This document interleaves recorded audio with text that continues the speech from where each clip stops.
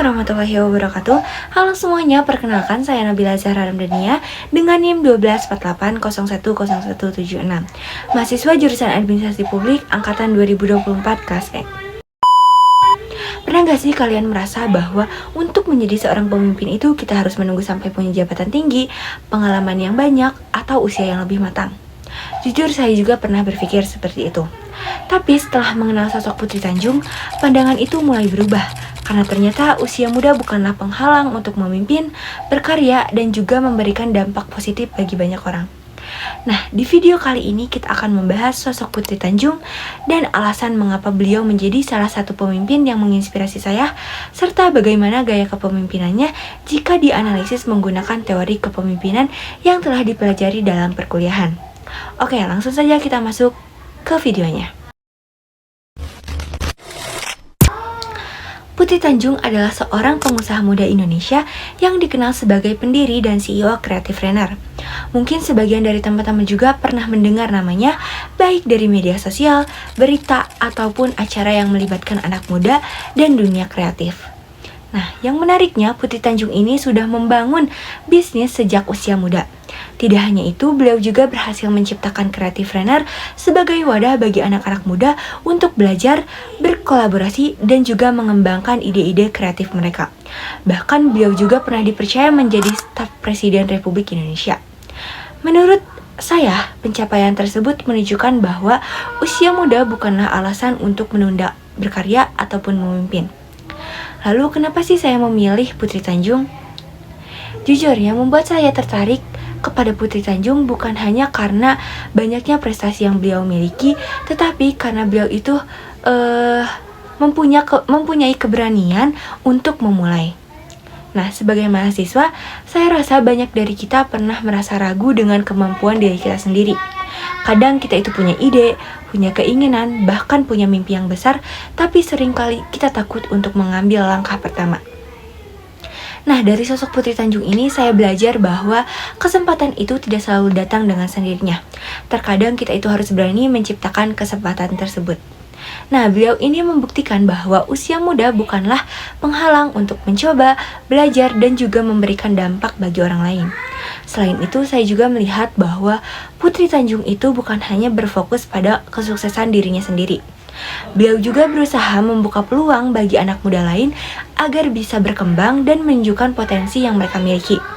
Dan menurut saya disitulah letak nilai kepemimpinannya. Nah, karena kalau dikaitkan dengan teori kepemimpinan yang dipelajari dalam perkuliahan, saya melihat bahwa Putri Tanjung ini memiliki gaya kepemimpinan transformasional, yang dimana kepemimpinan transformasional itu adalah gaya kepemimpinan yang mampu menginspirasi orang lain, memberikan motivasi, dan juga mendorong terjadinya perubahan positif.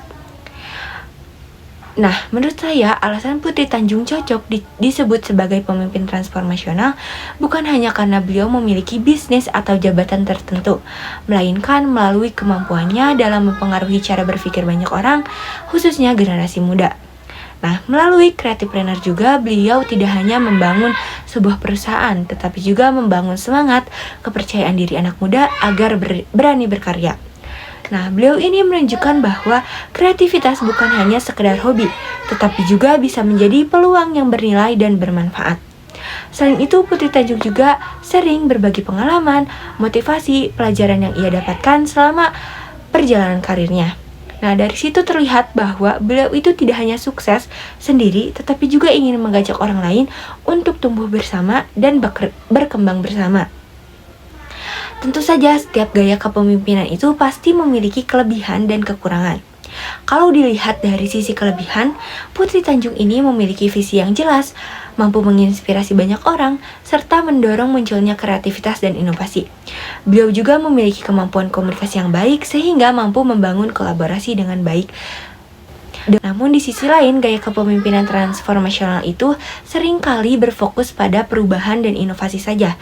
Tidak semua orang itu dapat mengikuti ritme atau cara berpikir yang cepat. Nah, dalam beberapa kondisi ada anggota tim yang mungkin membutuhkan arahan untuk lebih detail dengan terstruktur agar dapat beradaptasi dengan perubahan tersebut. Nah, dari sosok tersebut banyak pelajaran yang bisa saya ambil gitu.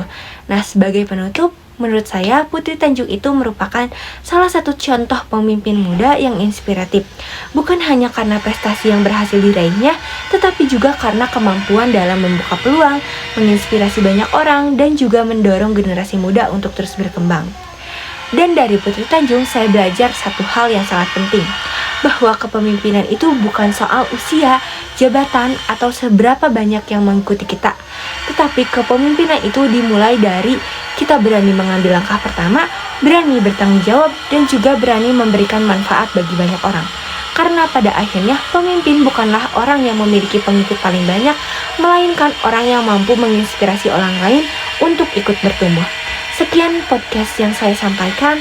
Terima kasih kepada yang telah mendengarkan. Semoga apa yang saya sampaikan dapat memberikan manfaat dan inspirasi bagi kita semua. Wassalamualaikum warahmatullahi wabarakatuh. Sampai jumpa di video selanjutnya.